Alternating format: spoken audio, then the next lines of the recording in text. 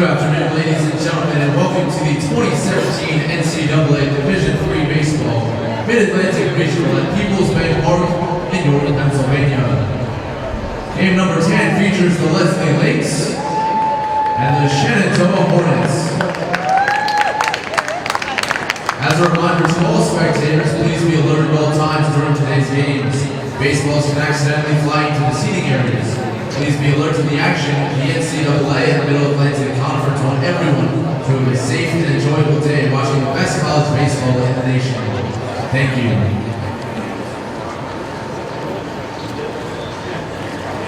And now let's meet the starting lineups. First for the visiting Lesley Lynx.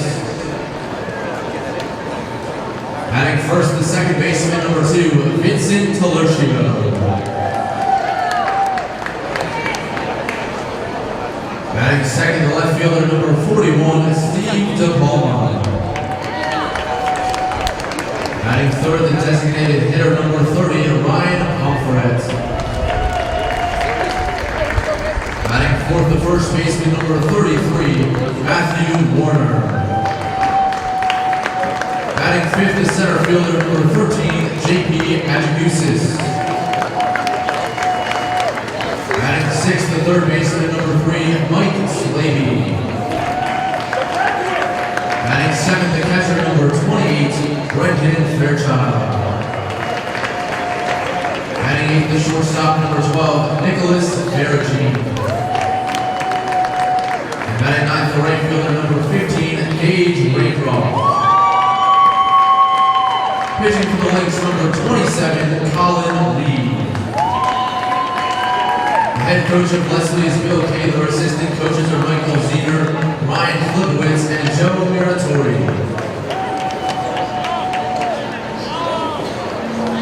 And now for the Shenandoah Hornets.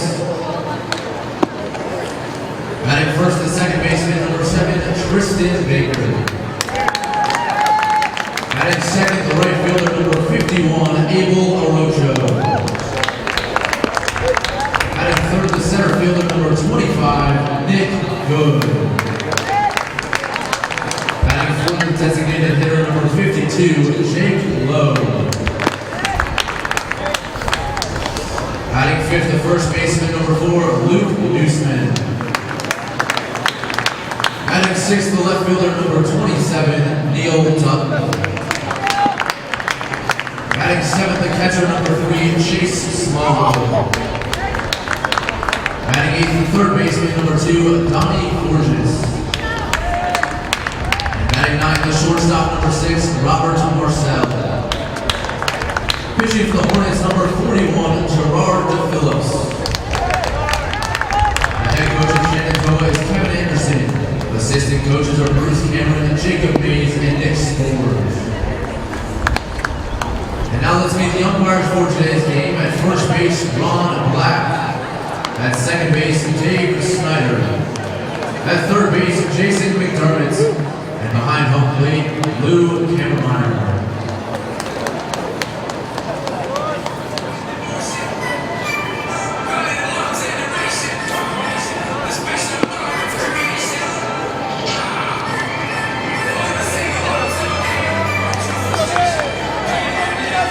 Pitcher had a very effective year thus far. 6-2 on the year with a 2.45 ERA, 11 games started, 3 complete games, 80 2/3 innings, only 44 strikeouts and 13 walks. Opponents hitting .239 against him, so not a power pitcher. We'll see a lot of strikes, changing speeds from DePhillips. And his first pitch to Vincent Talercio, the second baseman from Lesley, is a ball. And now Talercio fouls the pitch off, 1-1. And to follow up on my point, DePhillips with only the 13 walks in 80 innings, just very impressive. Doesn't allow a lot of base runners. Talercio with a slow ground ball deflects off the mound. Throw over from the shortstop Marcel. And the leadoff man is retired. Nice play by Marcel. That ball had some English on it. It's crazy spin. Marcel able to charge, field it cleanly, and make a strong throw across the diamond. Brings up the left fielder, number 41, Steven De Palma.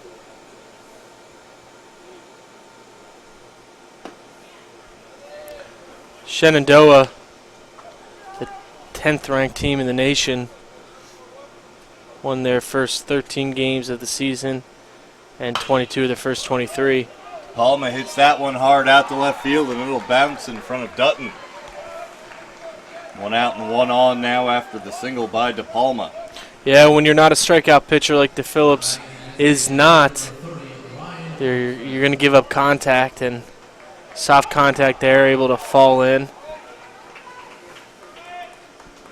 The Hornets were the #1 team in the country for a large portion of the season. Brings up the designated hitter, number 30, Ryan Pumfret. Pumfret yesterday, coach. There were 5 infielders in the 15th inning, and Pumfret, the power hitter, lifted one in and way deep enough for the run to score. There was a runner on third. It was a sacrifice fly for the walk-up. He'll ground this one to short, 6-4 to 3. Marcel to Baker to Newsman, and that'll retire the side. Great play by the shortstop to scoop that one up in turn 2. We'll head to the bottom half of the first inning. Shenandoah will bat for the first time. 0-0.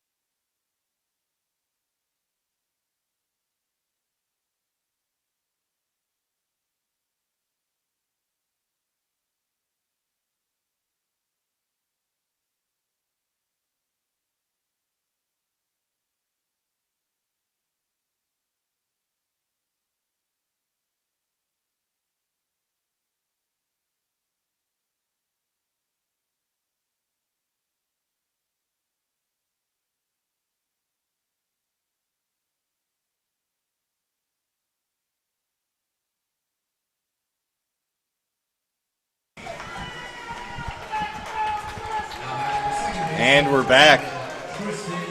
Bottom half of the first. Doing the pitching today for the Lynx of Lesley. Number 27, a lefty, Colin Reed. Coach, what do you know about Reed? Yeah, Reed, this is only his 4th start of the year, 13 appearances, 1-0, 5.84 ERA. He's given up almost double hits per innings. Opponents hitting .371 against him. Only 12 strikeouts in those 24 innings. Shenandoah, great offense, shut out last night. Seeing some of those numbers from Reed, and I think they're expecting to be able to put up some numbers for their starting pitcher, DePhillips. First batter he faces is number 7, Tristan Baker, the second baseman. And Reed is a southpaw, left-handed pitcher. 1-2 the count now on Baker. Reed looks in, the sophomore from Bedford, New York, with the pitch. That one just misses.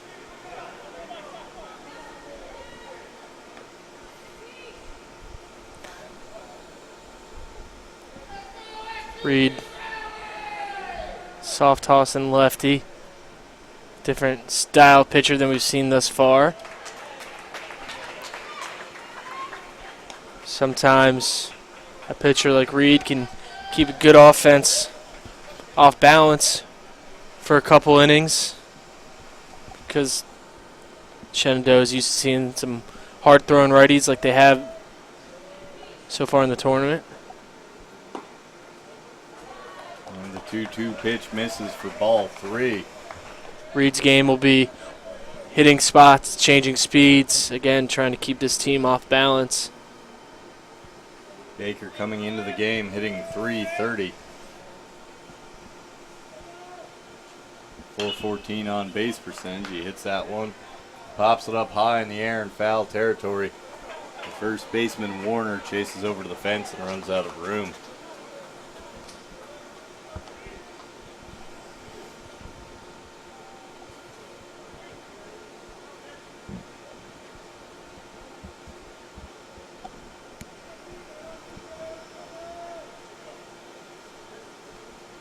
Three-two pitch to Baker. Baker hits it in the air the opposite way out into right field. And on the run, it's Raycroft for the first out. Raycroft was the third right fielder of the game yesterday. I think we had 3 right fielders for Lesley before. We had 3 pitchers. Number 51, Abel Arocho, steps in now. Raycroft came in, had a hit, made a couple plays defensively. First pitch swinging, and that's over the infield for a single to right. Arocho aboard, 1 out base runner for the Hornets. First hit of the day. Now batting the center fielder, number 25, Nick Good.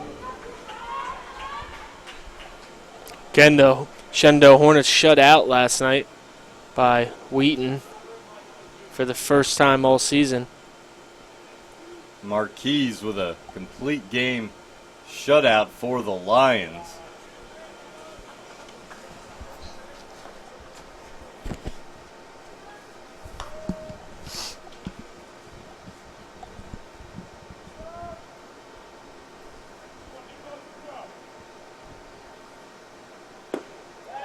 The 1-0 pitch to Good, swung on and missed, evens the count at 1-1.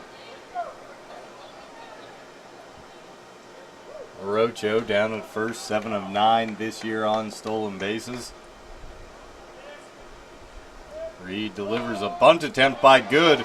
Reed off the mound, throws over, not in time. Everyone is safe. Arocho moves up to second. And Good is aboard with a bunt single.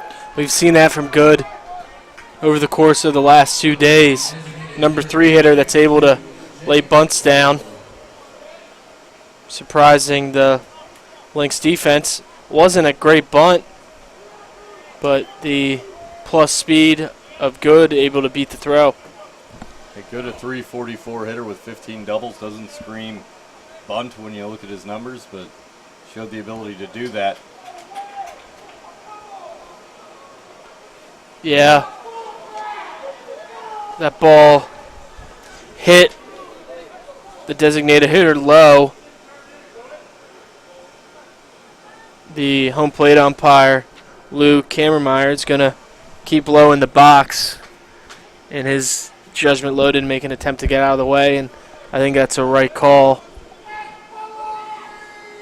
The Shenandoah fan section does not agree with that. Again, the point of emphasis on that rule this year is that the batter must make an attempt to get out of the way. Those of you watching could clearly tell that Lowe made no attempt to get out of the way. Lowe today wearing 52. Any Shenandoah fans out there? Usually wearing number 54. In the white jerseys they're wearing today, he's going to wear 52. 56 RBIs on the year for Lowe. And he's going to single through the right side. They're going to send Arocho home and Good all the way around to third. It's an RBI single for Lowe.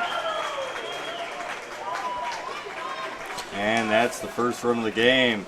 Yeah. Shenandoah takes a 1-0 lead. On the opening night of this regional, we had a similar scenario for the Hornets. Their leadoff hitter, Baker, was hit by a pitch. The umpires had him stay in the box, feeling that he didn't make an attempt to get out of the way, and Baker then singled home 2 runs to the left side.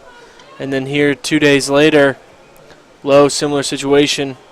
Umpire keeps him in the box after getting hit and ends up hitting a single to the right side, scoring the first run of the ball game. Pitch from Reed to number 4, Newsman, and that's going to be a single into right field. That'll score a run. It's 2-0. Puts runners on first and second. Lowe just moving up to second on that base hit. Yeah, Reed's not fooling these hitters. Trying to get ahead with off-speed pitch, leaving the ball up. The Hornets able to get the barrel on the ball and hit some balls hard. Brings up number 27, Neil Dutton. We already have bullpen action for the Lynx.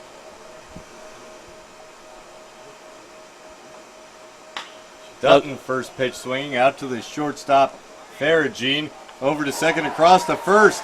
6-4-3 double play. Great Huge ball. turn. Looked like Shenandoah was in for maybe a big offensive inning. That double play ball that Reed rolls out there, huge to get out of the jam. Yeah, that's enormous. They did give up 2 runs, but that could have been a worse inning for them. Shortstop Faragine able to make a nice play. Good feed to second for the double play. We'll be back after this.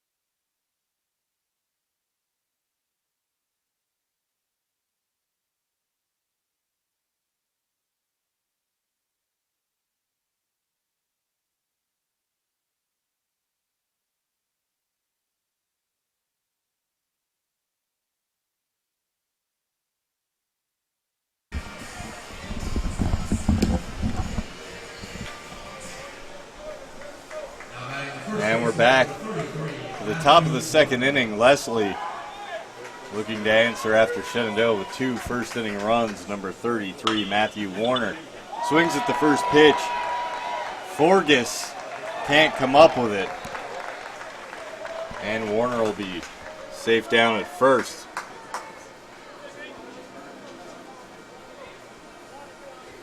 I believe Forgus also had an error in last night's game. Not an easy play, but a play that should be made. Kind of ended up with a little bit of an in-between hop there, but play that should have been made. And that brings up the runner on first, number 13, JP Adjagusis. This is our first time getting a look at DePhillips, but certainly looks like he's a ground ball pitcher. Going to stay down in the zone, command multiple pitches. Fouls that one off. So he'll always be 1 pitch away from a ground ball double play. And that's so important. Be able to get your team out of a jam, as we saw in both innings. Adjagusis lifts that one into left field, running in, and making the play is Dutton.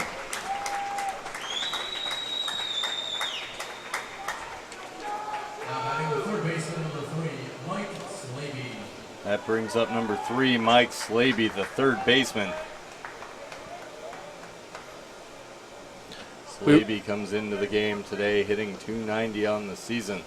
We were curious how the Lynx would respond after a 15-inning ball game yesterday.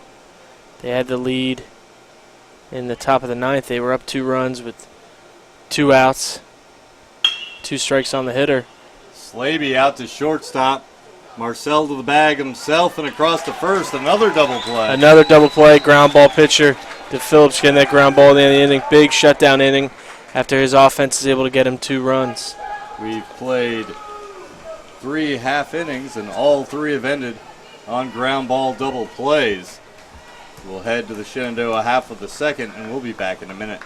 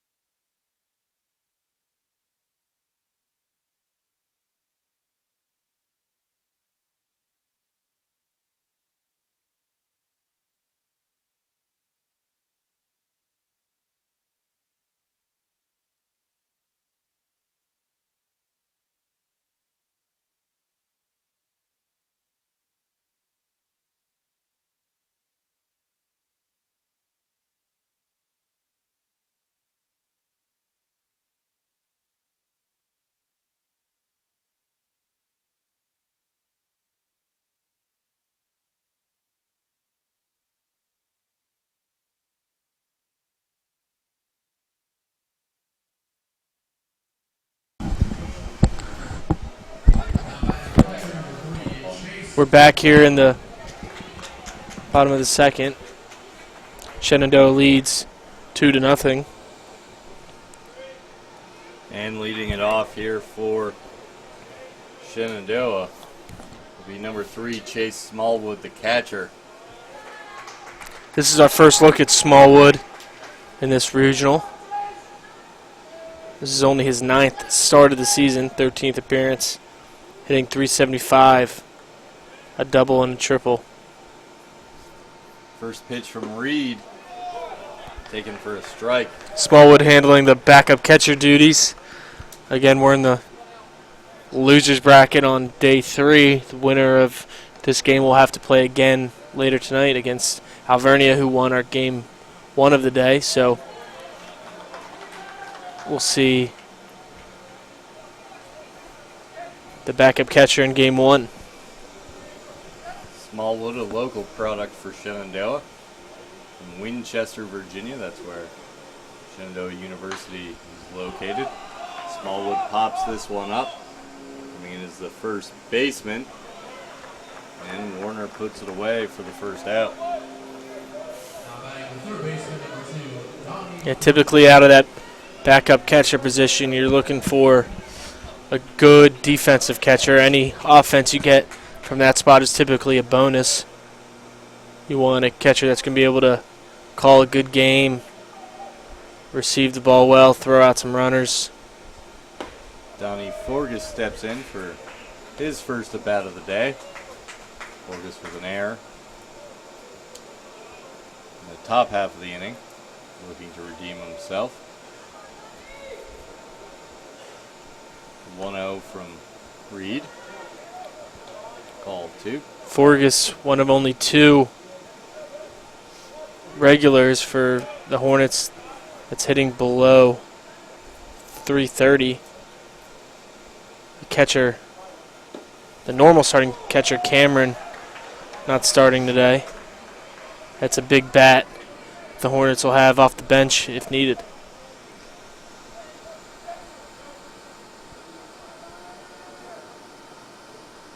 Two-1 from Reed to Forgus.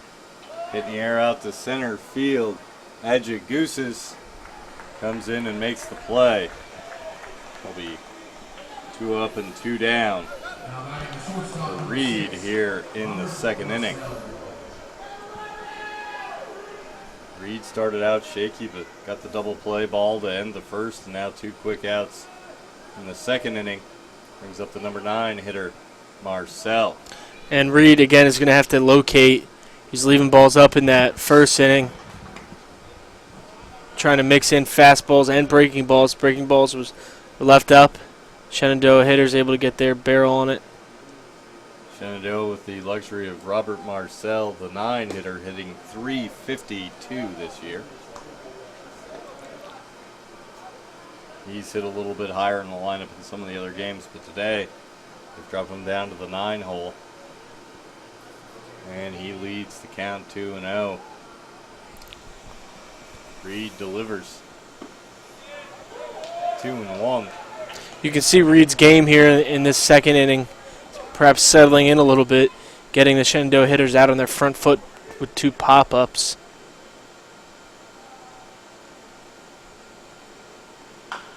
Trying to negatively affect their timing. Wasn't able to do so in the first inning, but is having success here, throwing strikes and working ahead in the second. Pitch beaten foul down the third base side. 2-2 against Marcel. Reed with the pitch. Swung on and missed. A 1-2-3 second inning for Reed. After allowing 2 runs in the first. We'll head to the top of the third. Lesley looking to bat. We'll be back after this.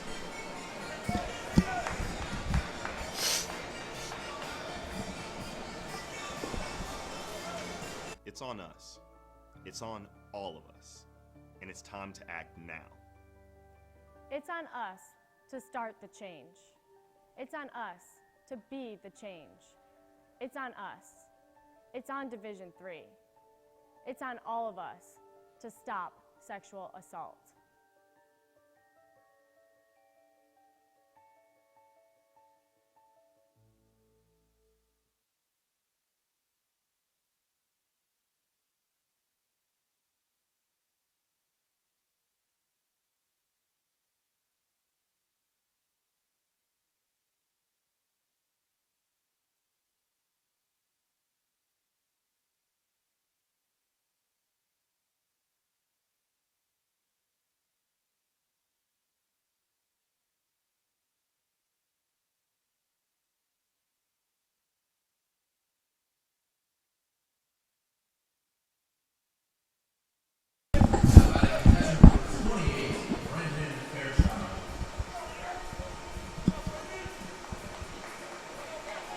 Back now for the top half of the third inning.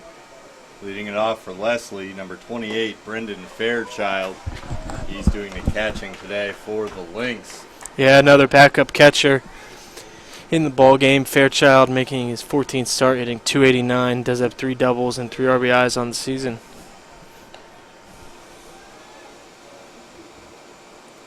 Freshman catcher from California.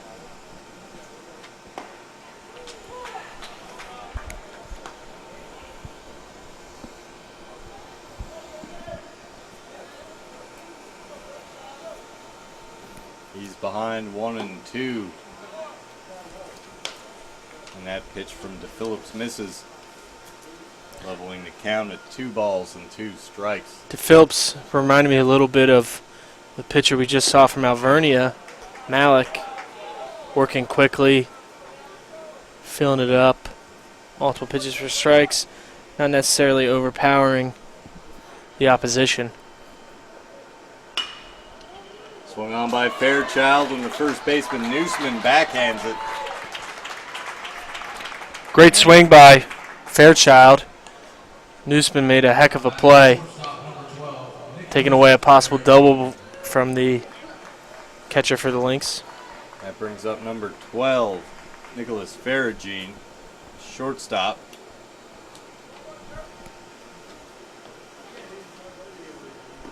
Faragine in the 15-inning marathon had a hit and a walk.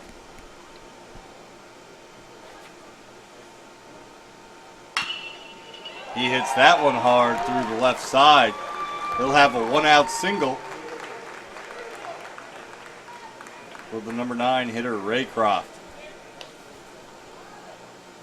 This is Raycroft's first start in this regional in 26 games. Raycroft is hitting .311, 2 doubles, 5 RBIs.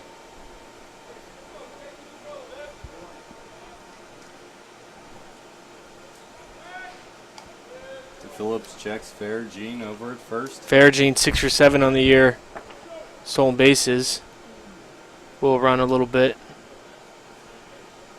Faragine and Slaby really the only two consistent threats to steal bases in this Lesley lineup.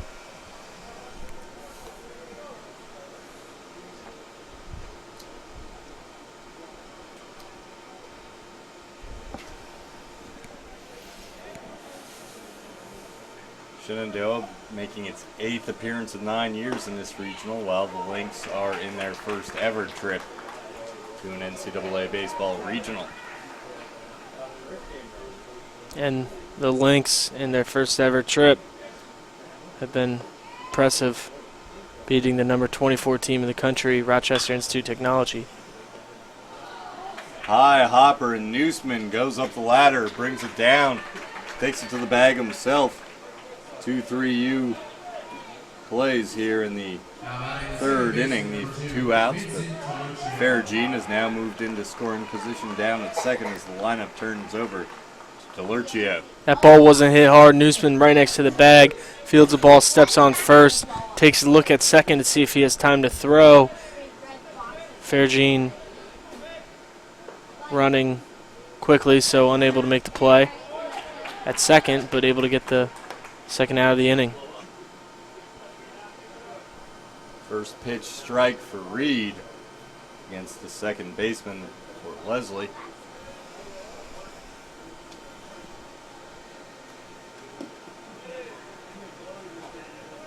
Phillips misses for a ball, 1-1 to Lurchio.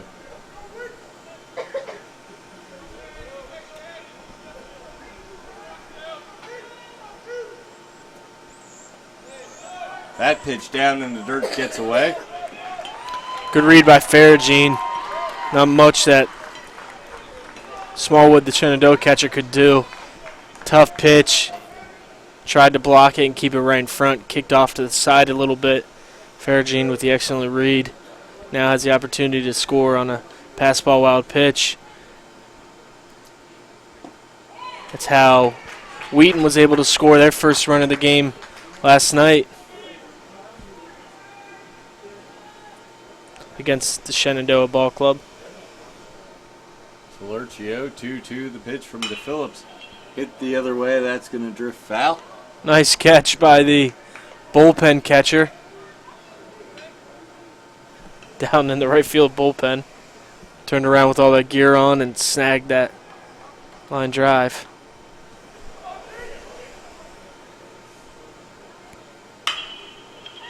Hit on the ground hard through the left side. That's an RBI single for Vincent Lurchio. The Lynx are on the board.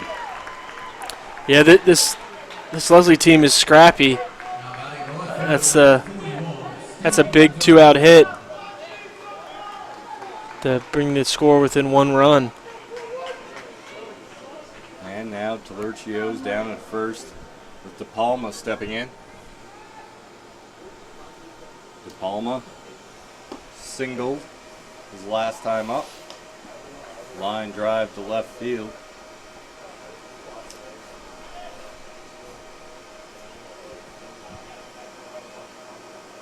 Phillips from the stretch. That misses inside, 2-0 the count.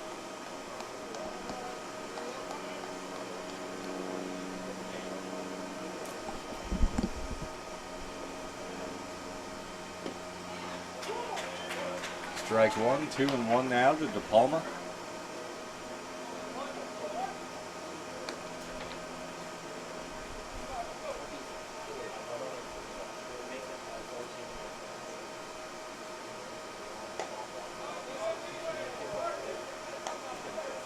Three and one.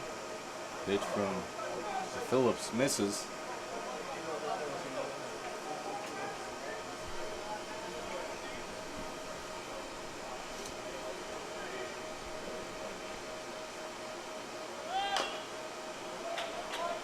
Chopped foul.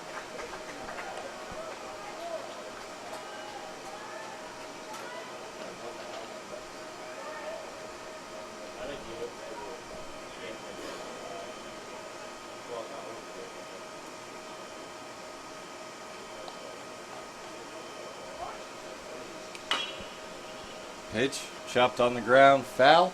Count remains full. Felicio running on the pitch, trying to get in scoring position with 2 outs.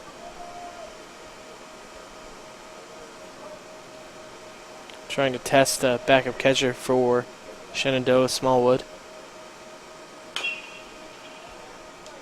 Rinse and repeat, another chopper foul down the third baseline. Is a full count, 2 outs, which is why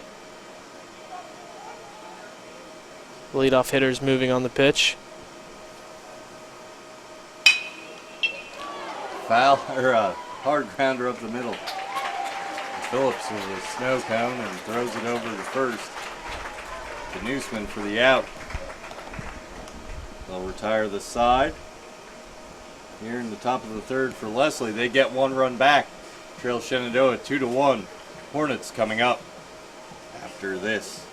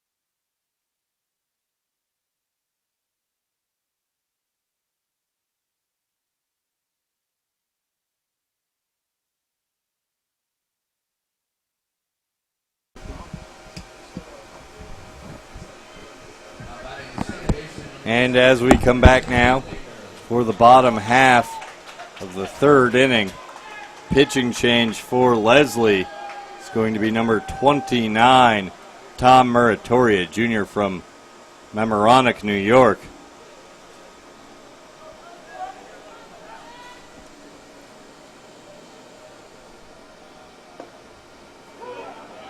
And it's the top of the order, Tristan Baker. Yeah, Murtor actually started game 1 of the tournament against Johns Hopkins. Hopkins, whose offense has been very explosive thus far, scored some runs against Muratori.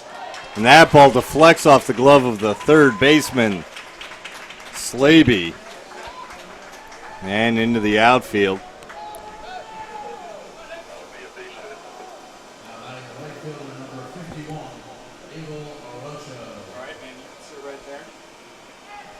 Single for Baker.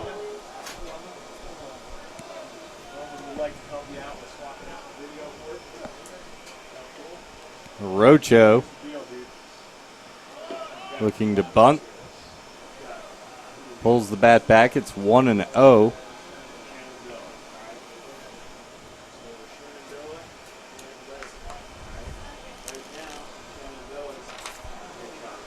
So Muratori coming back on 1 day's rest. Getting in there to get some more work. Does look like the most electric arm that we've seen from this Lesley team thus far. Through 75 pitches in 4 2/3 against the Blue Jays. After that strike to Arocho, the count is now 2-1 against the right fielder. He has thrown over 64 2/3 innings this year coming into the tournament. 5 complete games, 7-3 with a 3.76 ERA.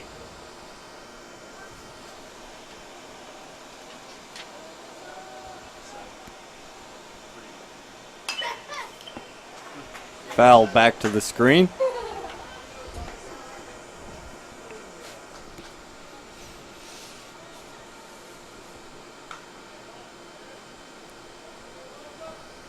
We'll see how long he's able to go today.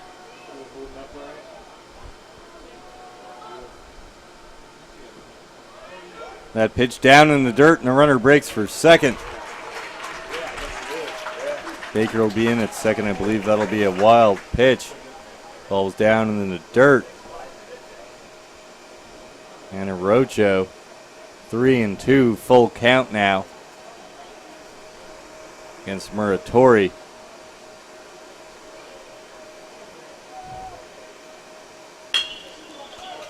That ball hit on the ground. The first baseman shovels to the pitcher, Muratori. Warner had to go pretty far to his right to get that one. Good play by the first baseman.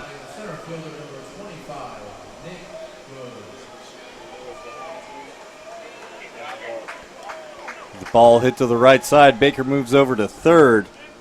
Be a runner on third with 1 out for Good.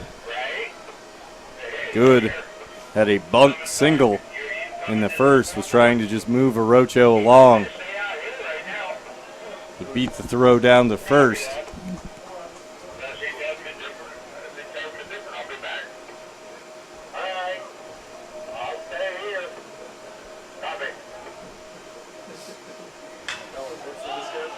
Good goes after the 1-0 pitch and lifts it high into center field.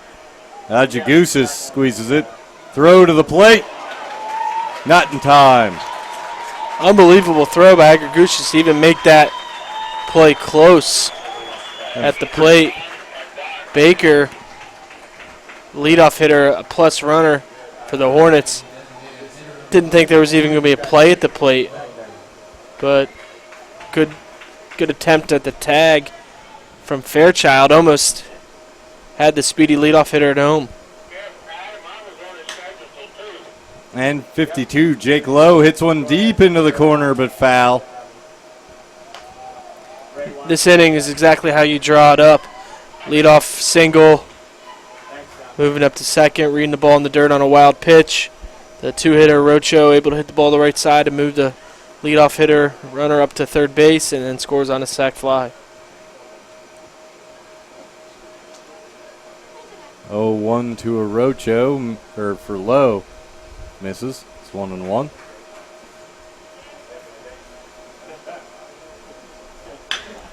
Swung on and hit hard through the middle by Lowe. He'll be on at first. He's going to take off for second. The throw from the shortstop well ahead. And he's gunned down at second base.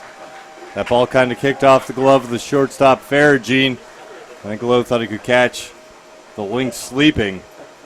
Good throw by Faragine. Went out and tracked that ball down and threw it back into the infield, and Talercio applied the tag for the third out.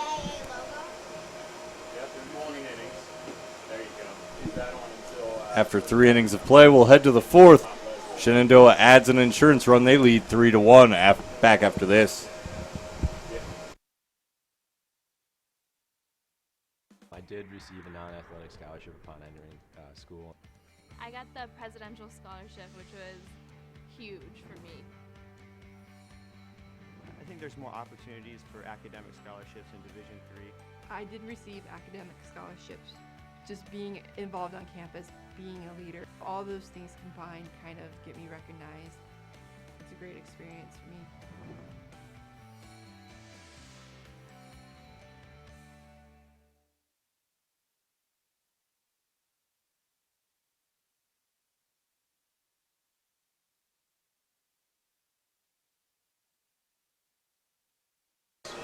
Yeah, I remember I almost wrote back.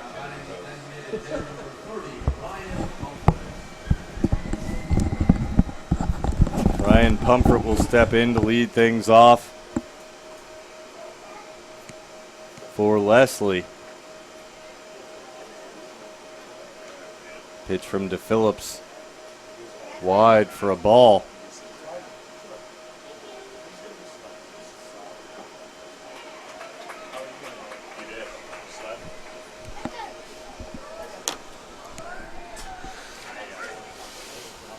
Pumfret 0 for 1, hit into a double play to end the first, and here's a comebacker. Phillips reaches down and gets it, and easy throw over to first for the out.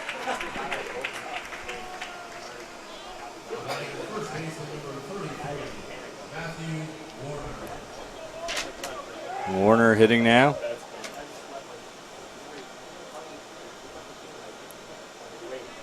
Warner 0 for 1, reached on a fielding error by the third baseman.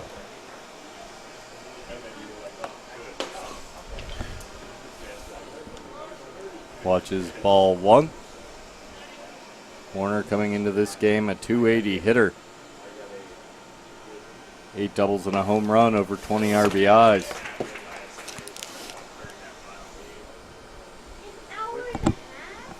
One the count. Swung on and missed by Warner.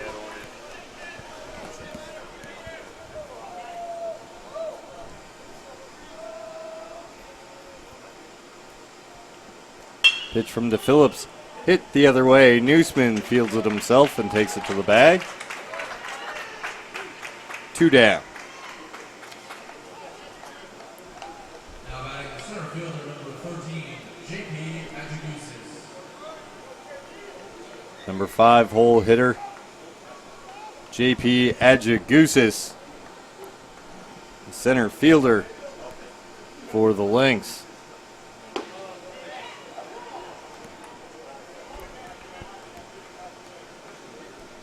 Flew out to left field his first time up. Pitch from DePhillips. Check swing, fouled back. Really like the tempo that DePhillips is working at. Gets the ball and goes, gets the ball and goes. Adjugusis, highest batting average in the lineup, 323 for Lesley. Fouls another pitch away. 0-2 the count.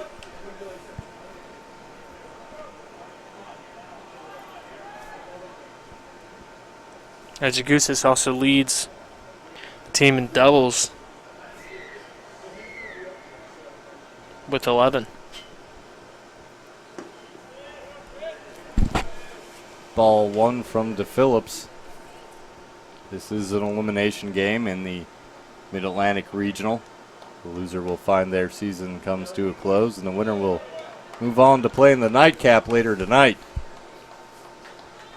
They'll face the Alvernia Crusaders, who were victorious in today's first game, eliminating Elizabethtown from the tournament.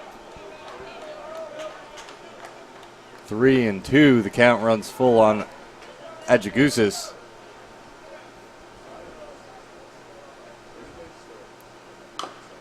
And he'll chop one foul to stay alive.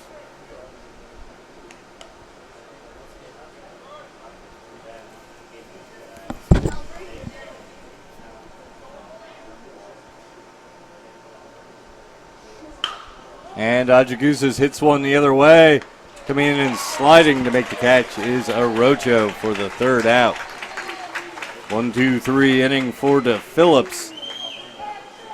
And we'll head to the bottom half of the fourth after this.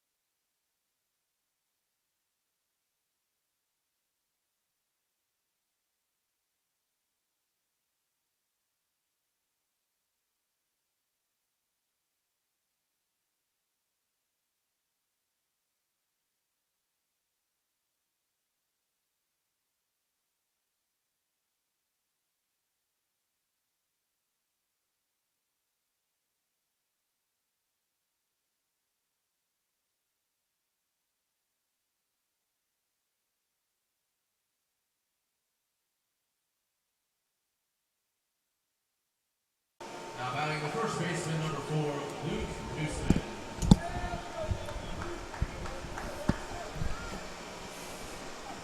The left-handed hitter Luke Newsman will lead things off here for Shenandoah against Muratori. Muratori came on last inning for Lesley.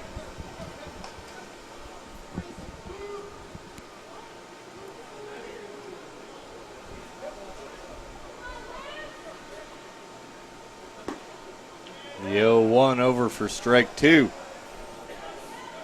Muratori allowed 1 run in the third. And that run made it 3-1 in favor of Shenandoah, and that's where we stand now. Ball in the dirt, 1-2 on Newsman.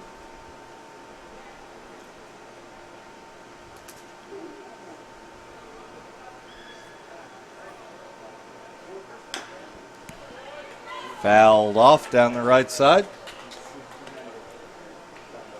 Newsman singled in the first. It was erased on the 6-4-3 double play that ended that inning. Swung on and missed. Newsman will go down swinging. First strikeout of the day for Muratori. Now batting the left fielder number 27, Neil Dutton.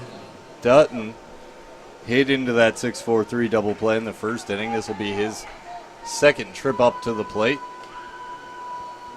And the left fielder gets hit by the first pitch.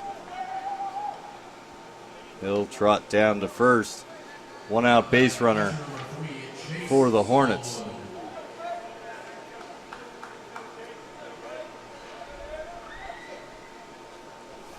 Brings up Smallwood.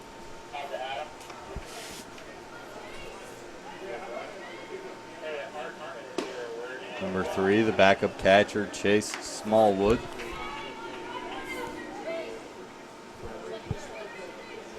Oh for 1 today. He's behind in the count, 0-1. Muratori the pitch. That's outside for ball 1. Dutton, the runner down at first.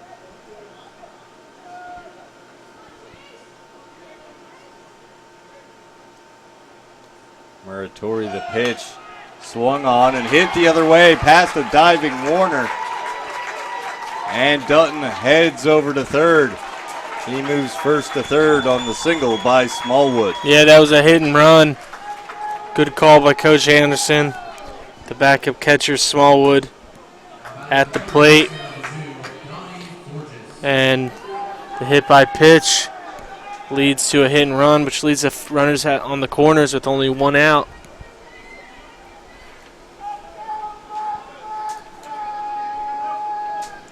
Donnie Forgas steps in. He flew out to center field back in the second inning. Has 2 runners on now and 1 out. His team leading 3-1. We'll try to give them some more breathing room. Pitch from Muratori, fouled back. And another hit and run attempt. Just thinking to myself, good time to try that again after a breaking ball for the first pitch of the at-bat is 1-0. Got to figure, and Coach Anderson figured that the second pitch to the 8-hitter was going to be a fastball. Tried to go back-to-back hit and runs. Forgas unable to put the ball in play. Muratori throws over to first. Smallwood with 0 stolen bases and 0 stolen base attempts on the year.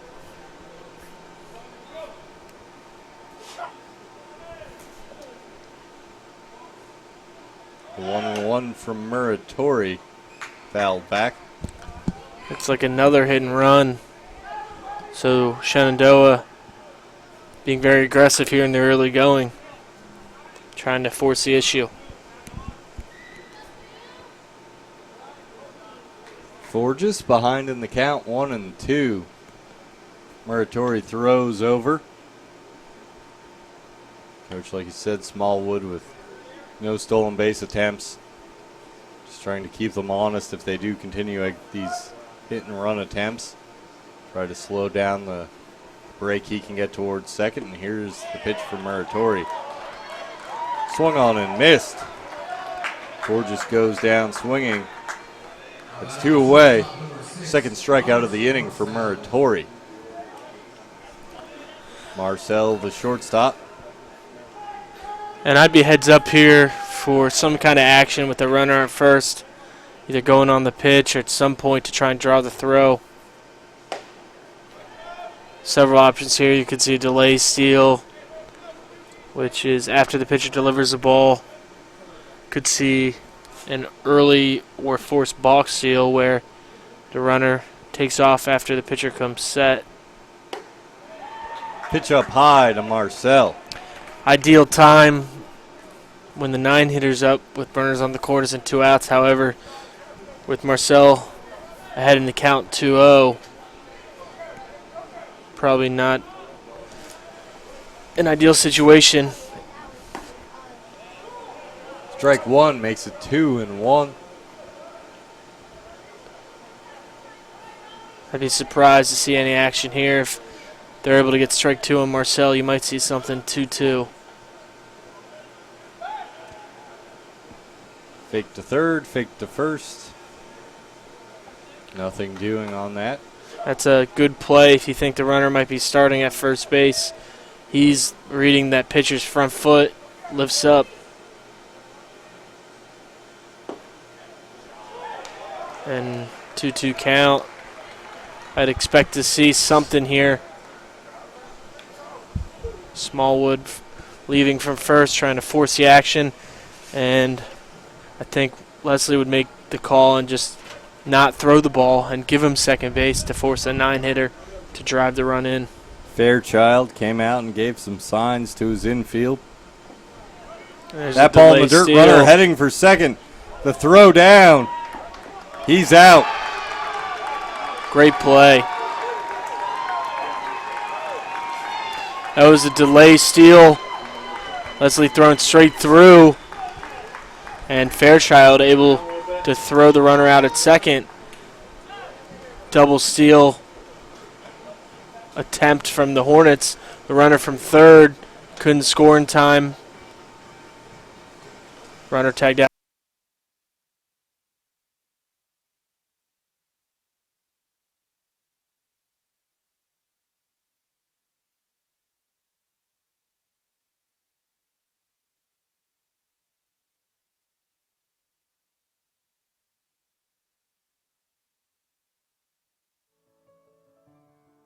This is our It's On Us pledge. It's on us to make a personal commitment to help keep all people safe from sexual assault, regardless of race, gender, sexual orientation, or ability. Not to be bystanders to the problem, but to be leaders of the solution. We invite you to join us in this campaign by informing your campuses about the It's On Us mission.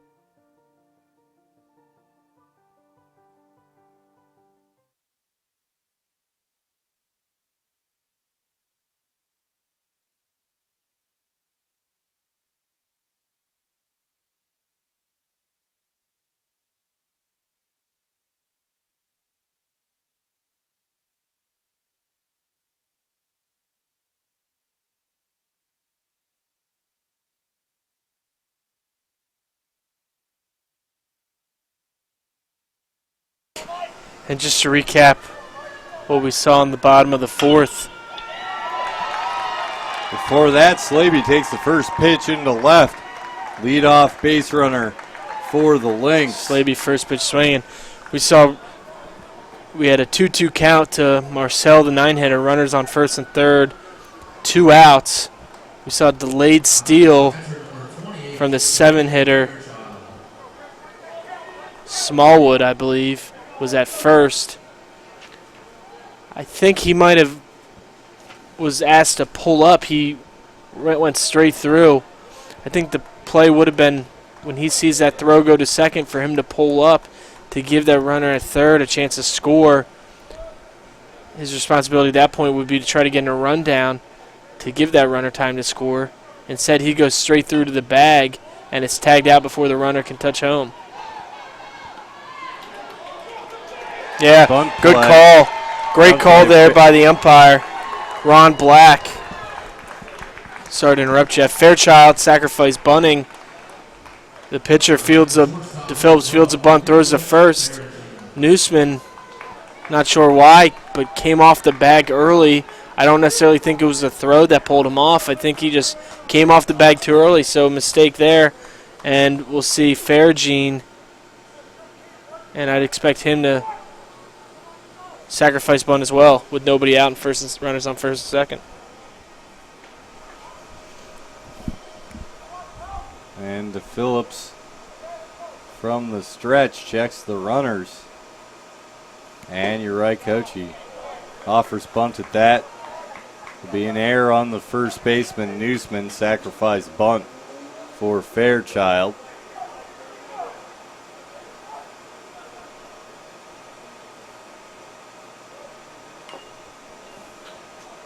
And that one's fouled away. 1-1 now, the count. This is a big situation. Big situation in this ball game. Fairgene's got to find a way to get this bunt down and advance the runners to second and third with only one out.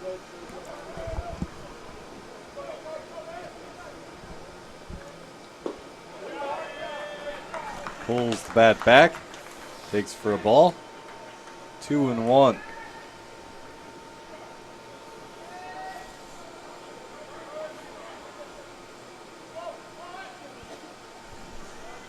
Phillips.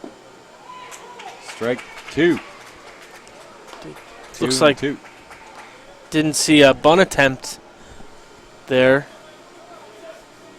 Kind of surprising. They took it off. And now swinging, rips one down the line and foul. Just past the Shenandoah bullpen. Typically, if you're sacrifice bunting with no strikes, you'll also be sacrifice bunting with one strike. Makes sense once you get to two to take it off, but not sure what the thought process was there. And Fairgene to shortstop and across to first. It's a 6-3 double play started by Marcel. What a complete disaster for Lesley. At first and second, nobody out. The tying run on base, textbook sacrifice bunt situation, unable to get the bunt down, and a double play, a complete change in this ball game. And now we have the 9-hitter up with a runner third and 2 outs. Raycroft takes a strike, hitting ninth today. Gage Raycroft, a .311 hitter.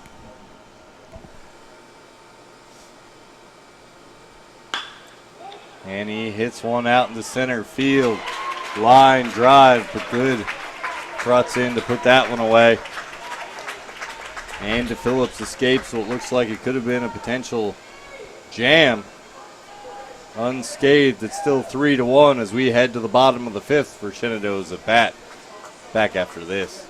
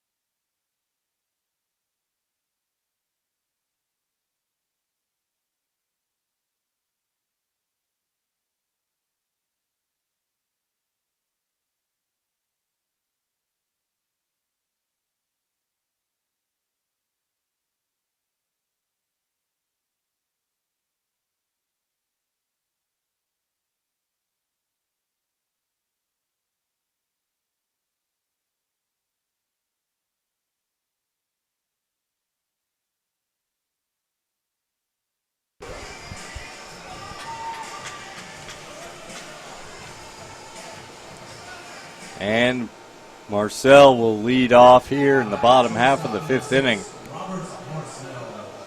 He'll face Muratori. Still in the game. Second pitcher for the Lynx. Marcel. Ahead 1-0. Struck out his first time up.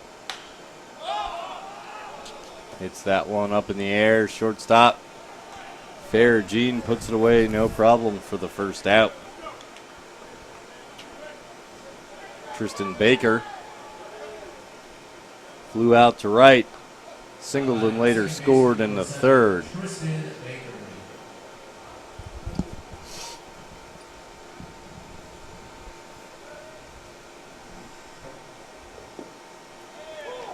Strike one to Baker.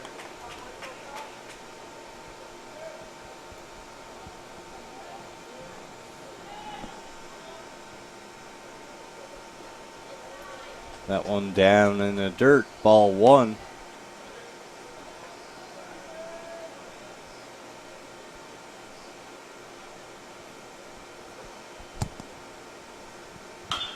Swings at that one and fouls it off his foot.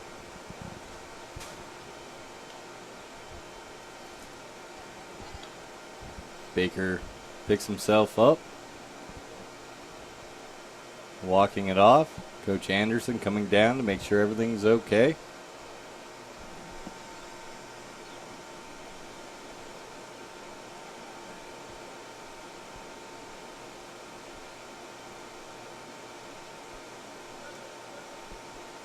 Second baseman taking a couple of practice swings. Make sure he's all right.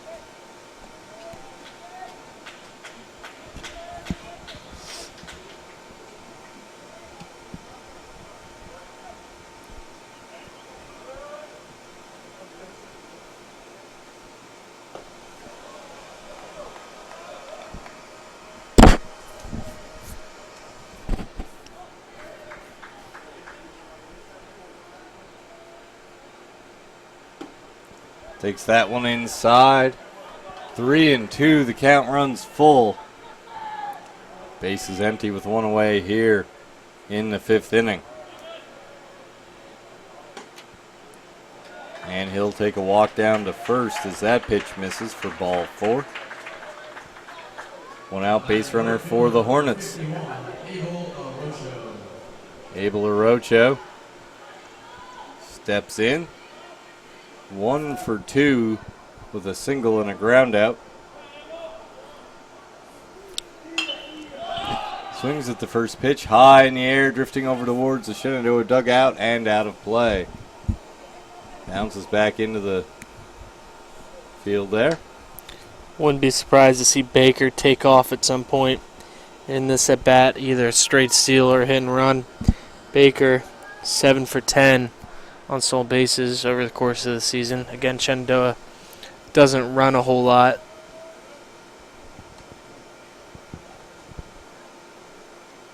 As we've seen so far this game, they will hit and run, bump for hits, and do some similar things, but not a lot of straight steals. That ball on the pickoff attempt gets away. Baker's going to attempt to go to third, and he'll get there easily. He's into third, standing up. That pickoff throw from Muratori got away and rolled down into right field. That's a big play here, allowing the runner to get all the way over to third with only one out. Here in a two-run game, Shenandoah already leading 3-1. Good chance to add an insurance run here. Little surprised we're not seeing the Lynx defense in. And there's a single off the bat of Orocho. It's a line drive the other way in the left for the RBI single. It's now 4-1. Now batting the center fielder, number 25, Nick Good.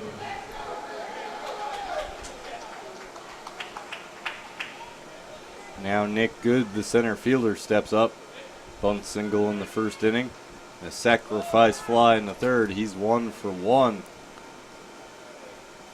I don't think I've ever seen a number 3 hitter attempt to base hit bunt as many times as we've seen Nick Good in the first 3 games. Guess if it works, keep trying it. He's been pretty good at it so far. If something works, keep doing it till they stop you. And what's been impressive is, you know, some of these bunts, it's not like they've been excellent bunts for him now. He has had a couple of good ones, but he's been beating them out with his speed.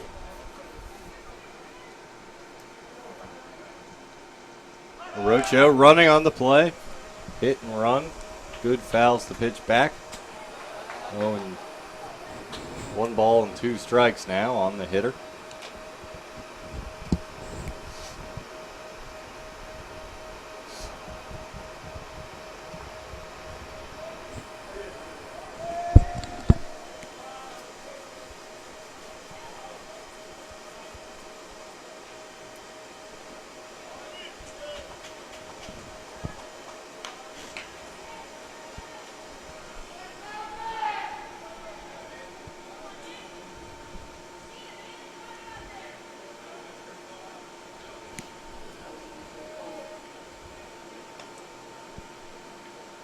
Throw over by Muratori.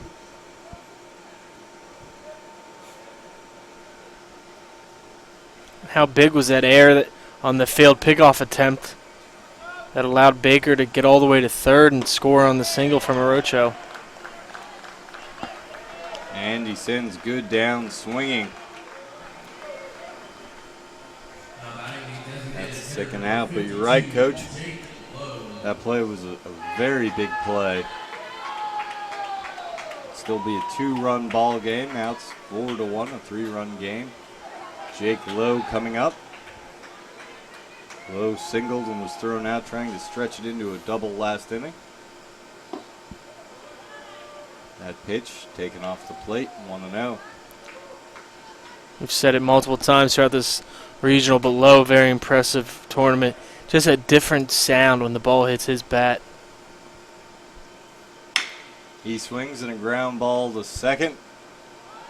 Salercio shovels it to Ferragine for the force out at second base.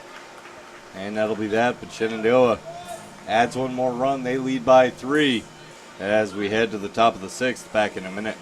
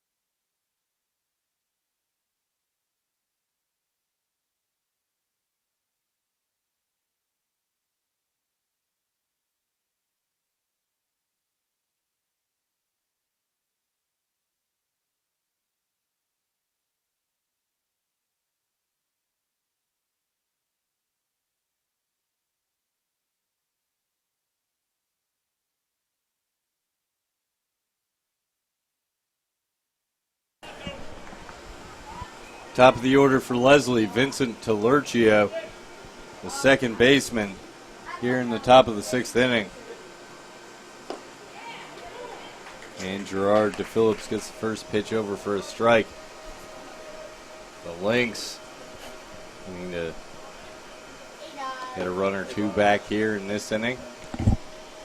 Try to chip away at the Shenandoah lead.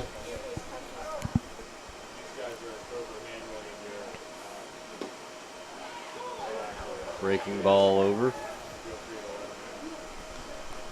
1-2.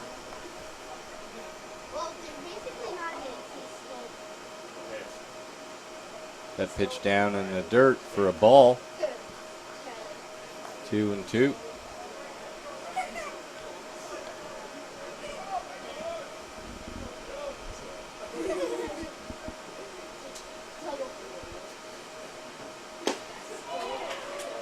Struck him out. Lurchio with a late cut. One away. Just the second strikeout of the day for DePhillips. He's also allowed just 4 hits.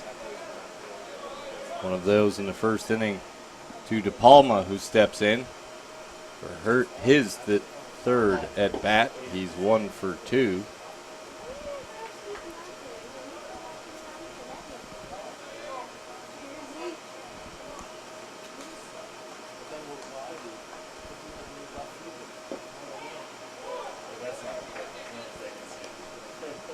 That pitch taken for a strike, 1-1.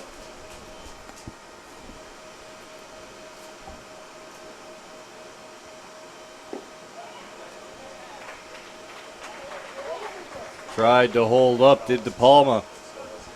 Peeled down to the first base umpire. He went around. 1-2 the count. Good pitch. Close to the zone, but we're 2-2 count now. Looked like some sort of off-speed pitch. Thought it could have caught the corner, maybe a little bit up. And DePalma hits a high hopper foul over third base.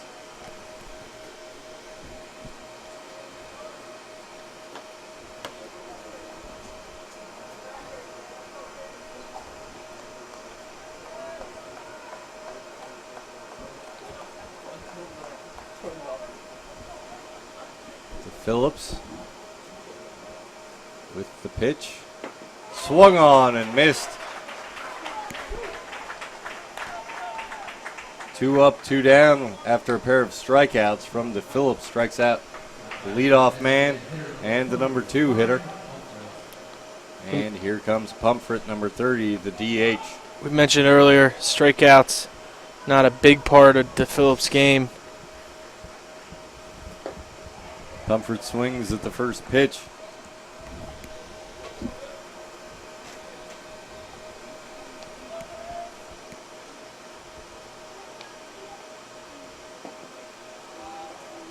That misses for ball 1.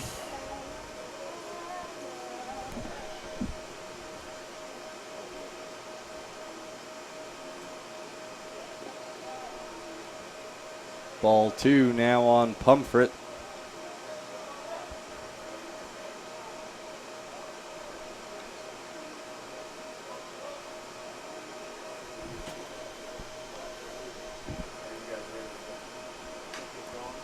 Swung on and fouled.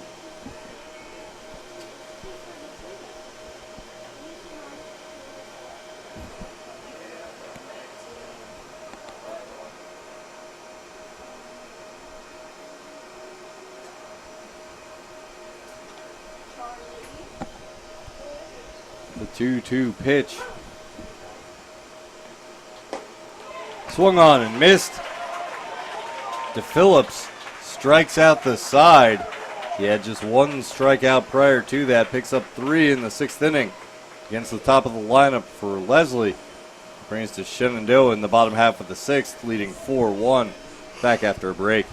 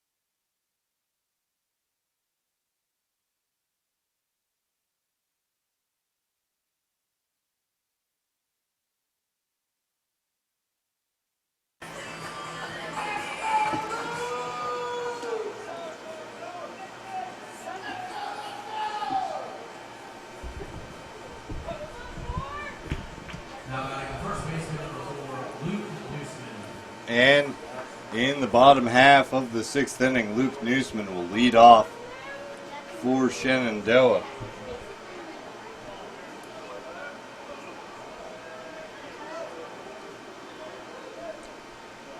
Pitch from Muratori, grounded out to the second baseman, Talercio.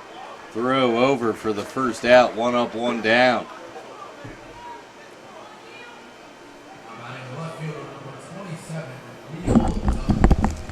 Dutton steps in, 1 away. He's 0 for 1. He's hit by a pitch.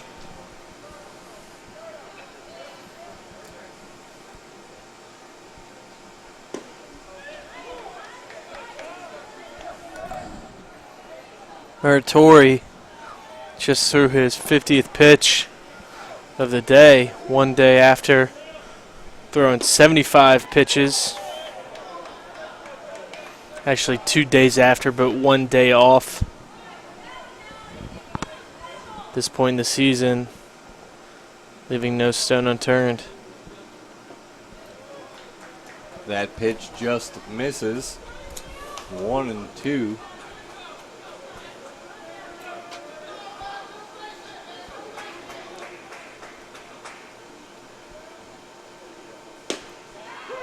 Strike 3 on the inner half.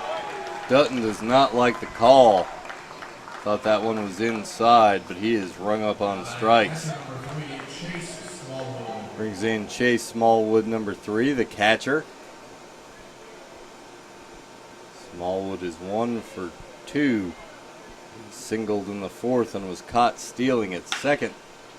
Chops out one foul into his own bullpen.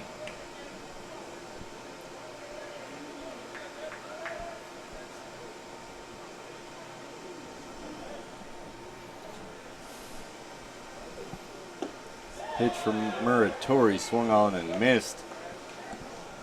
Yeah, Coach Muratori, he threw over 70 pitches the other day. 1 day off. Now he's thrown over 50. Not sure how much longer he'll be able to go today. Smallwood fouls that off.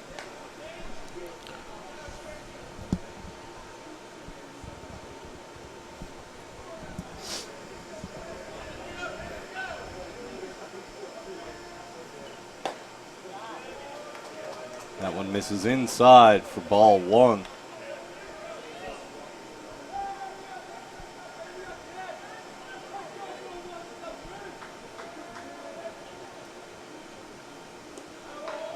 Down and away. 2-2 the count. And a little different look outside today. The last couple of days, hot, humid. Today I'm seeing some blankets and some long sleeves and some hoods. Wind also blowing in today. It had blown out the first 2 days of the tournament. Foul ball by Smallwood. Still 2-2. You're right, Coach. The conditions have changed. I got to figure this is probably a lot more pleasant to play baseball in than the last 2 days. Smallwood, that one on the ground, over to third. Slaby with the throw over for the 5-3 put up. 3 up, 3 down for Muratori here in the 6th. We'll head to the top of the 7th. Shenandoah leading 4-1. Back in a moment.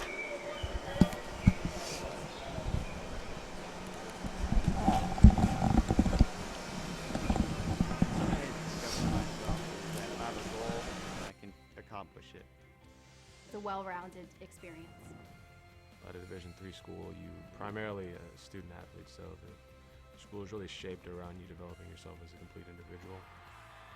It helps a lot that you have a family with your team that can guide you.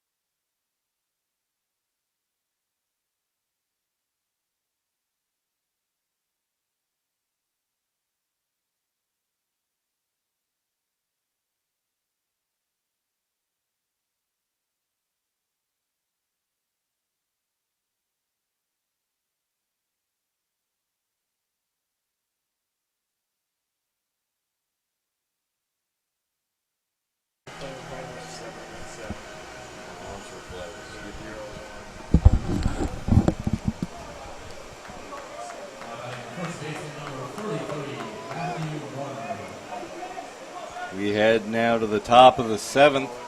Matthew Warner, the cleanup man, leads off and rips the first pitch he sees from DePhillips, but it goes foul down the left field line. 8-seeded Lesley down to their last 9 outs. So every at-bat is precious from this point on. Facing elimination here on day 3 of the NCAA Regionals. The Lynx were able to eliminate 24th ranked RIT in 15 innings yesterday. The 8-seeded Lesley trying to do the same to the number 2-seeded Shenandoah.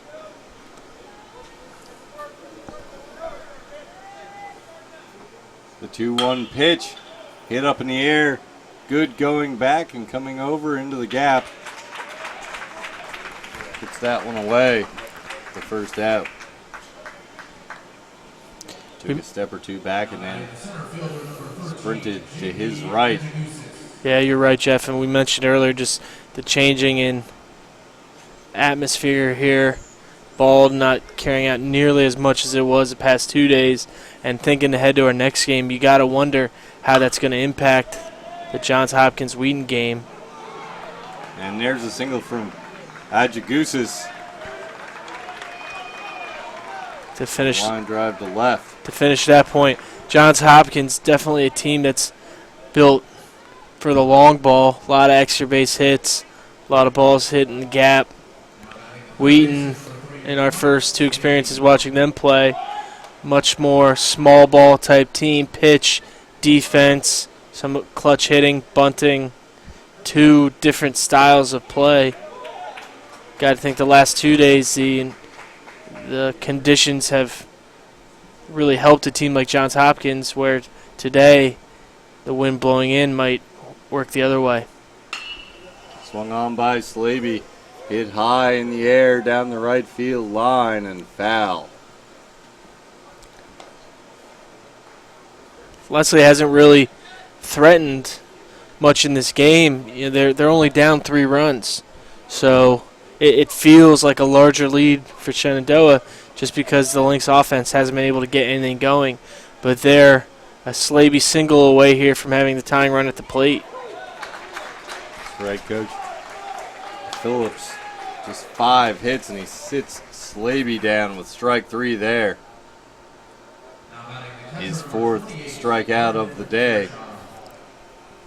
5th strikeout of the day.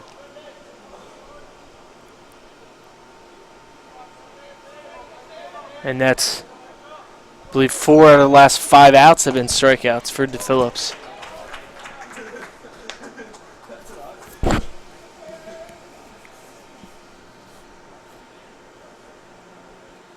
That brings up Fairchild. Fairchild 0 for 1 with a sacrifice. 1-1 the count.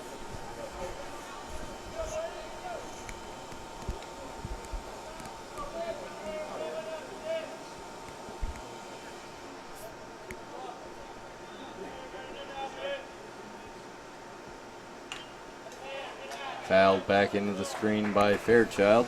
Good swing from the backup catcher. Just missed.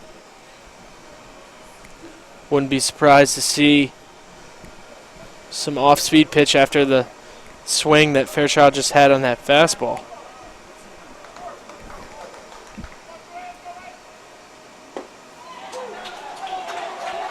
And he sits him down with an off-speed pitch.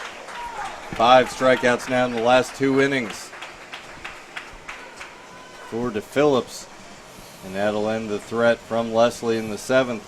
We head to the bottom half. It's time to stretch at the Mid-Atlantic Regional. We'll be back after a break.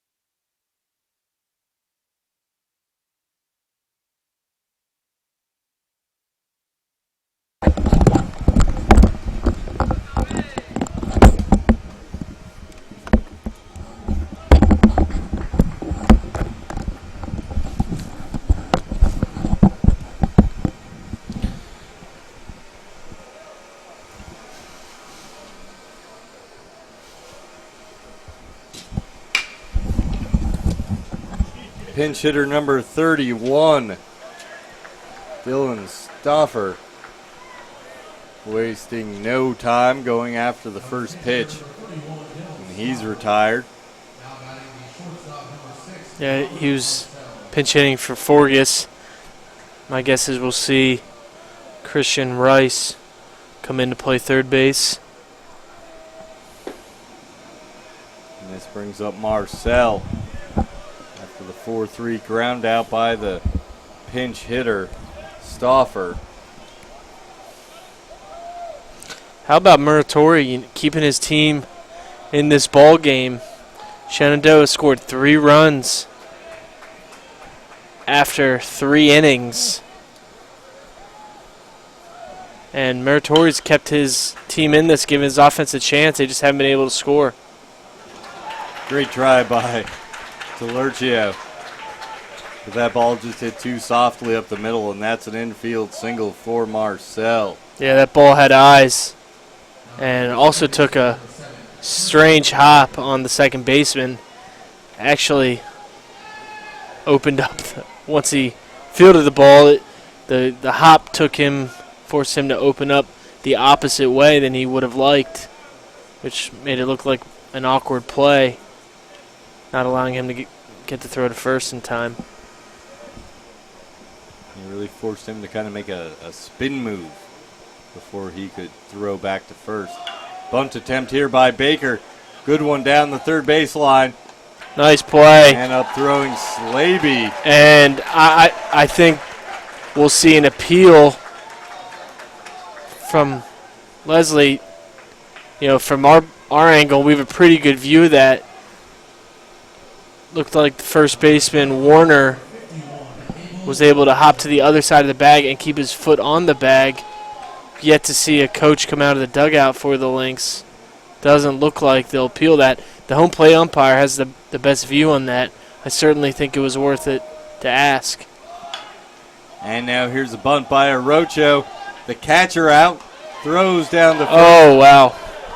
Bang, bang play, and there's an out. So Runners move up to second and third. Yeah, you know, I guess I disagree with the last 2 calls out there. The first one, first base umpire Ron Black, I think his angle, I don't blame him not being able to see that. On that one, you know, from our point of view, certainly looked like Arocho beat that at first.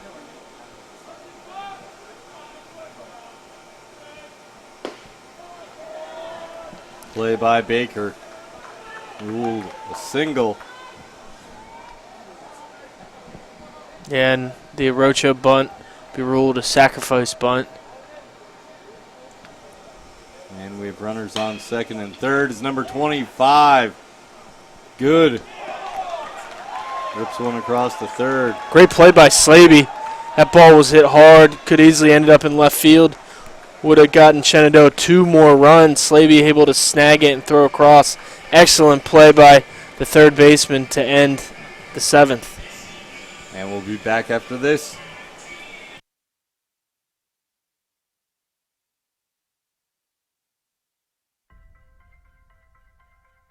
I'm a Division III student athlete, and I know how powerful words can be. The term gay doesn't mean stupid, lame, or less than. So I pledge to speak up if I hear the term gay used in a derogatory way or any other homophobic terms. If you can play in Division III. I'm a Division III student athlete, and my teammates unconditionally accepted me as part of their family. So now I pledge to do the same for others. If you can play in Division III.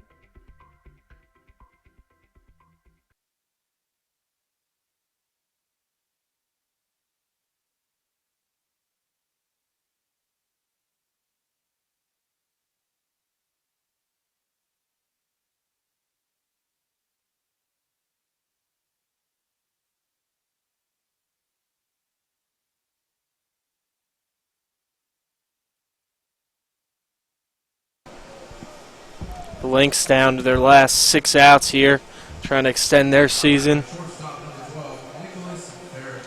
Faragine's going to lead off the top of the 8th. After Stoffer pinch hit last inning, entering to play third base, number 12, Christian Rice, a junior from Stafford, Virginia. First pitch to Ferragine over for strike one.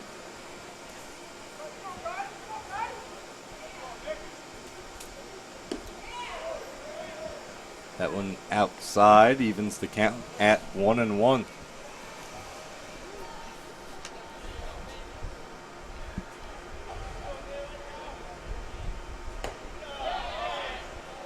Upstairs, ball two. Got to tip your cap to DePhillips.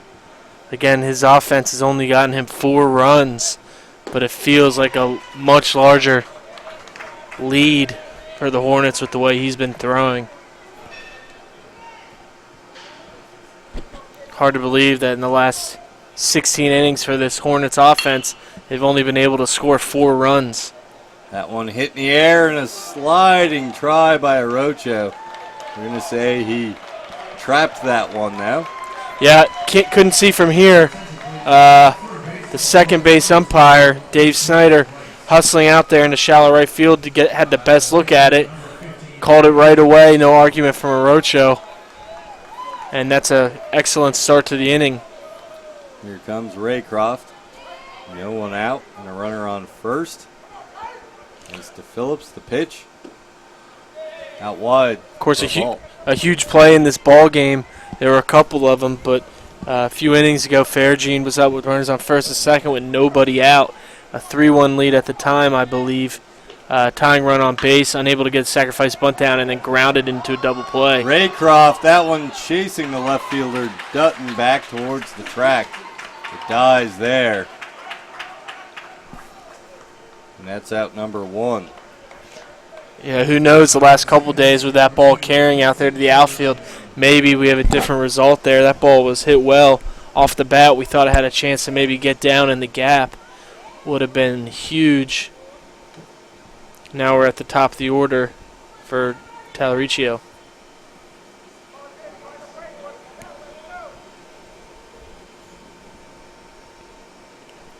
And that pitch low and away in the dirt, a wild pitch. It's going to get away. Ferragine rounded second, but stopped there. Yeah, and the challenge that I've seen from this Lesley offense in this tournament is, they don't have a ton of guys that have been driving balls for extra bases.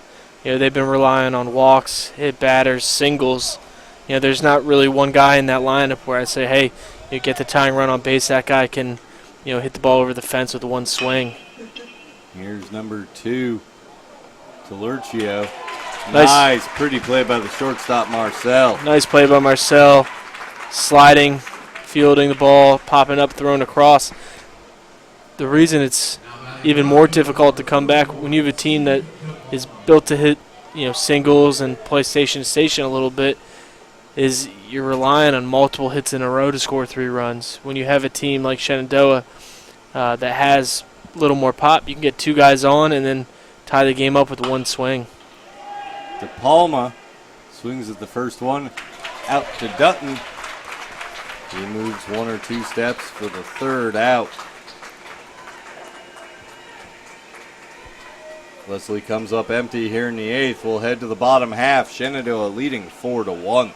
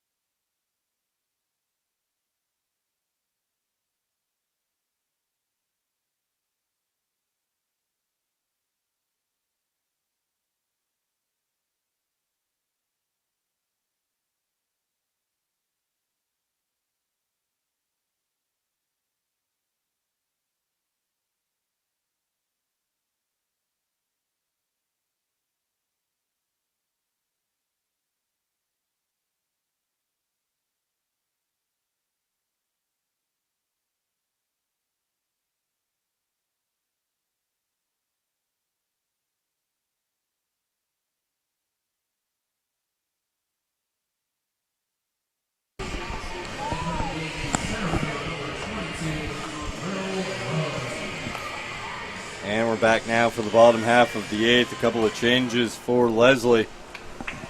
Entering the game, number 22, Will Roan. He'll play center field and hit in a 3 spot in the order.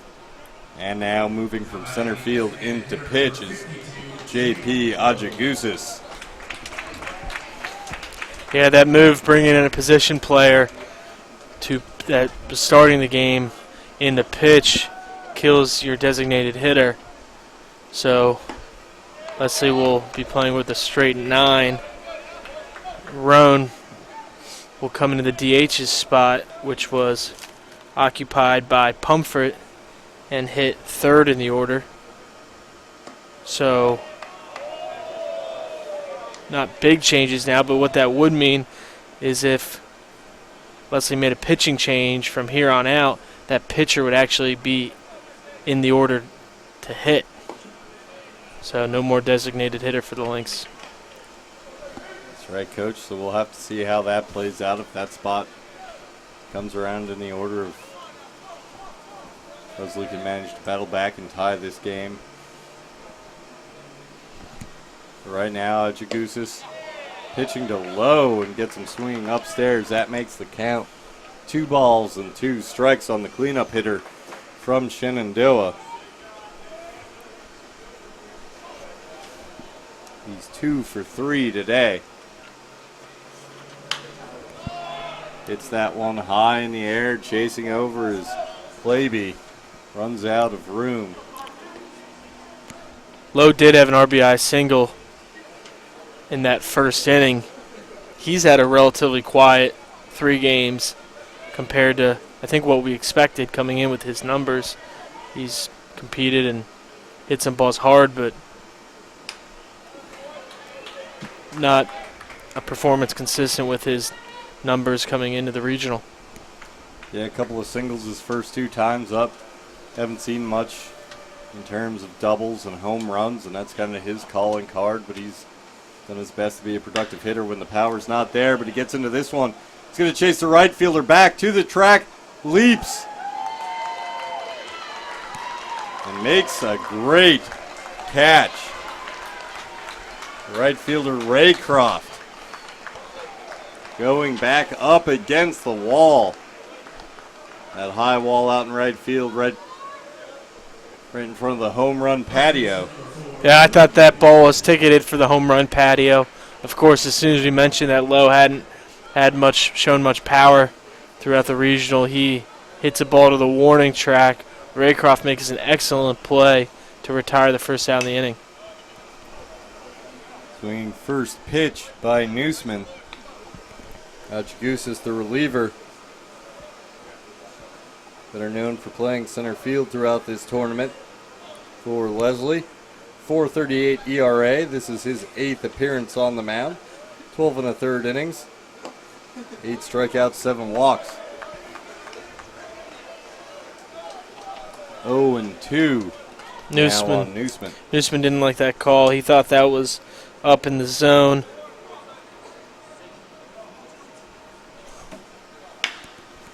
Swung on and bounced out to shortstop. Taken care of by Ferragine. 2 away.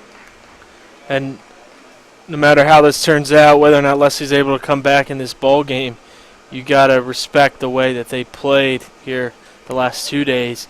Game 1, they got blown out by Johns Hopkins, and then the 8 seed was able to beat the 24th team in the country, RIT, and then taking Shenandoah, the number 10 team in the country, to the bottom of the 8th, only down 4-1. Really respectable tournament for the Lynx. A pinch hitter comes up. Shattuck, number 23. A hard one-hopper. Delercio to his left can't come up with it. And Jacob Shattuck, a sophomore out of Palmer, Massachusetts. Pinch single. He's going to be taken out immediately for a pinch runner. Excuse me, it was 23. Nate Lohman for Shenandoah. I had my rosters backwards. And pinch runner Michael Cruz, freshman outfielder, will come in and run for Lohman.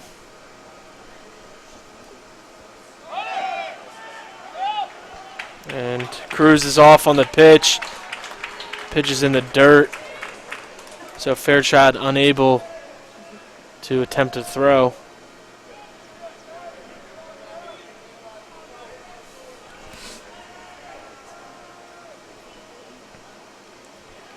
Smallwood, the batter.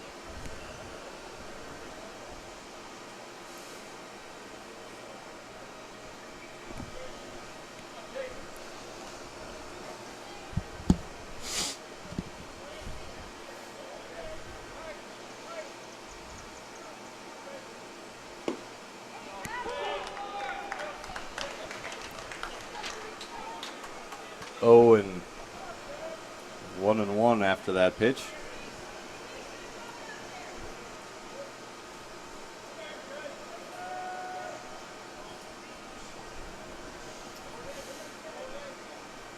Jagusis delivers. That one bounces over the catcher. It's going to be a wild pitch. Cruz moves up to third.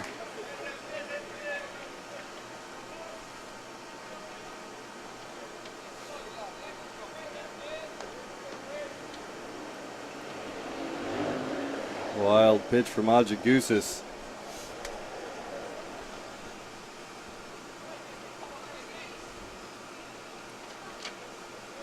And Smallwood, 2-1 the count to the catcher, Jagusis. Smallwood foul ball.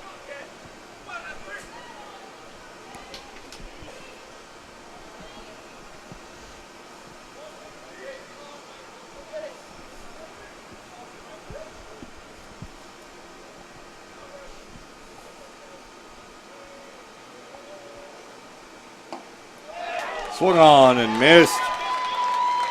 Jagusis with a big strikeout there. Runner on third. Shenandoah a chance to add some insurance, but he gets Smallwood for the strikeout. And that'll end the bottom half of the eighth. We'll go to the top of the ninth. The last chance for Lesley. Back in a moment.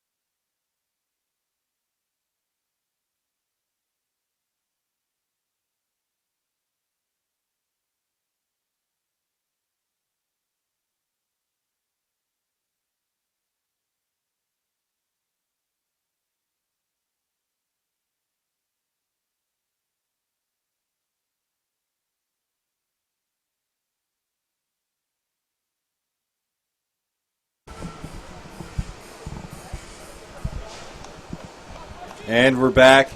Top nine.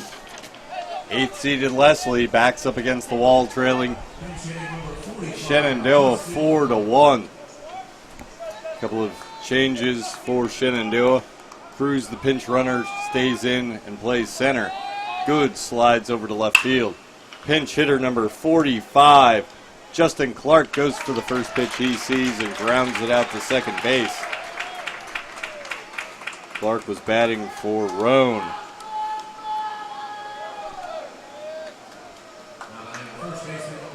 And Matthew Warner comes up. And we talked last game about seniors from E-Town coming here to play in this tournament, missing their commencement ceremony. They competed for their school for the final time. Lesley in a similar situation. The third baseman we've been watching all weekend, Mike Slaby. He's graduating with a degree in marketing. And also one of their assistant coaches, Joe Muratori, receiving his master's degree today. But they're not present. They're down here to play in this tournament. Try to help Lesley advance through the regional. Congratulations to both of them. Now number 33, Warner, gets a base hit. He'll hit that one into the gap in left center. Achagooses will come up, try to do whatever he can to get on base, to get that tying run to the plate. And we have seen dramatic comebacks and comeback attempts throughout the first 10 games of this regional. We've had a tying 2-run homer with 2 outs in the top of the 9th. Achagooses swings at the first pitch. Third baseman Rice straddling the foul line, puts it away. Down to the last out here for Lesley. We've also had Johns Hopkins 6-run top of the 9th to come back from 2 down to beat Alvernia. And here comes Slaby, who we just mentioned a moment ago. Graduating senior from the Lynx. Looking for one last hit here in his college career. DePhillips on the mound. Bounces one low and away. And DePhillips, what an outing from him, Coach. 7 hits so far, only topped 100 pitches here in the 9th. No walks, 5 strikeouts. Yeah, as advertised, great pitcher, knows how to pitch, locates pitches very well. Swing and a miss there by Slaby. Count goes to 1-1.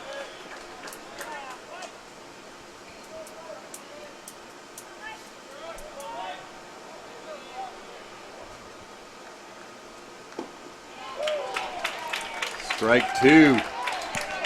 1-2 now. 1 strike away. Shenandoah is from advancing here in this regional to play later this evening. Down to their last strike, and Slaby swings and misses. DePhillips with his 6th strikeout of the game. He finishes the complete game.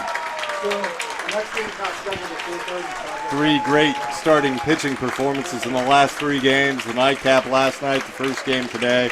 And now DePhillips keeps that trend going with a very strong outing here today, a complete game. Yeah, congratulations to Shenandoah, but also congratulations to Lesley with a fantastic season. Their first time ever making an NCAA regional and winning a game, beating RIT and taking number 10 ranked Shenandoah down to the wire. Big pitching performance from DePhillips. They'll face Alvernia, and Alvernia and Shenandoah, first 2 games of the day, winners. Both teams getting complete games for their starting pitchers.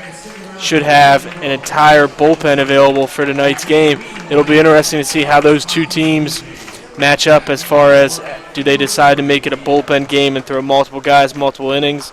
Does somebody have a number 4 or 5 starter that they think can match up well with the other team? We'll see.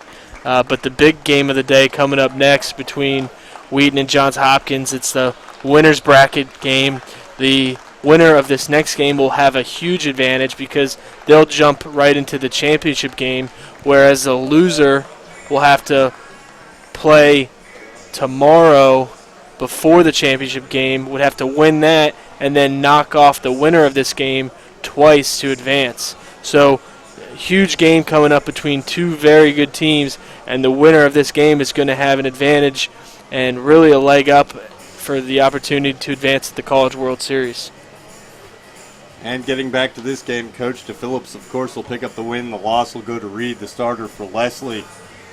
Not to be missed is the effort Muratori put in. He pitched that first game against Johns Hopkins, was a starter, came in relief today and really battled hard. 5 innings, 2 runs, 1 earned, 6 hits, 1 walk, 4 strikeouts. Great effort by him. He doesn't factor in a decision. Again, the loss goes to Reed, the win to Phillips. We'll get off the air for now. And Coach, yep, the next game will start at 4:30 between Johns Hopkins, who looks to serve as a home team, versus Wheaton. So we will see you at 4:30 for Game 3 of the day and Game 11 of the regional.